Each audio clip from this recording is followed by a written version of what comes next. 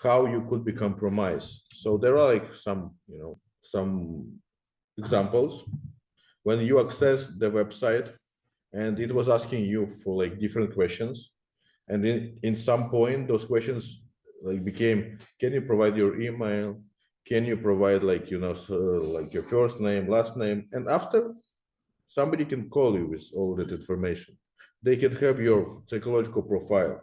So maybe you heard a lot of people, they're calling about their credit card information, or they're calling about, can you tell us that SMS which you just got?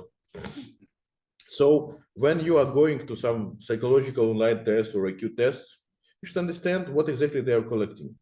Why the test is free? Do they have a lot of advertisement? No. Do they ask you to pay? No. So what they are asking? They just collect, information for what? If they start to ask your name, your location, maybe, or whatever, your interest, you are exposing, So I'm just providing some examples of how you can be exposed, even if you didn't want to or you didn't mean. So, for example, you have kids say, "Oh, please, can you download me the Minecraft?" Like Minecraft, can it be a problem? Everyone is playing Minecraft, so you download Minecraft, and after kid becomes like little more advanced, and he goes to Google and say like Minecraft custom server. In this point, there is new potential threats can occur. First of all, those servers are not official, and when you download the unofficial client, right, it can be malicious. Secondly, Minecraft has a lot of mods, and those mods can be also malicious. So anything that is non-official, is just jungle, Wild West.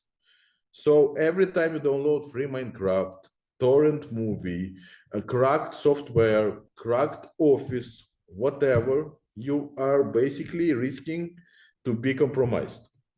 Because guys who are even selling, think about this. That is very interesting information. So there are some guys who are selling the software in the Telegram. And I will show you. So zero, this one, Zero Lab, right? So here you can see how guy is spreading the Invicti setup, right? For example, I'm not trying to advertise, the bad activities which this guy is doing. I'm just showing the facts. So this guy is providing you ability to download the software which costs big amount of money, 5,000, 10,000. So this company is like very respected company, and they just released when, let me tell you the release date.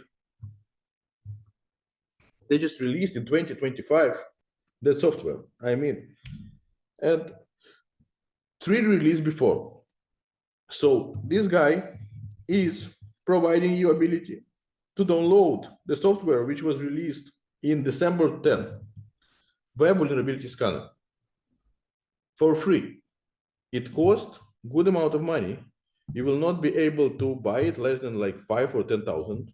No way. This is Web Vulnerability Scanner. And he just put this in Telegram.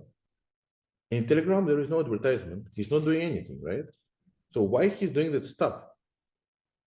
So everyone is like thinking, okay, like he's like just doing it because he wants to be popular. He's popular enough. And by doing this, you can be like, in jail, or you can get some trouble, some like lawsuits. Nobody needs that stuff, right? And he's putting a big amount of software like this. The idea behind this is that every time when you download this software, he knows who will be download this software. The software will be downloaded by cybersecurity specialists. Most likely, they are doing the audit of the company, and he will infect your computer, and you will go to that company as a security consultant, and you will have all the access, admin, whatever, crazy access, and he will monitor what you're doing. And after, that company will be compromised, because while you are doing that testing of that company, first of all, he see all the results. Secondly, he can do attacks from your computer on his own, and nobody will even understand what is going on, because this guy is a cybersecurity guy. So this is what he's doing, and I spotted him multiple times, that guy, and I made the reverse engineering of the software which he is sharing, and I found that he is putting the Cobalt Strike inside the software. So how he's doing it?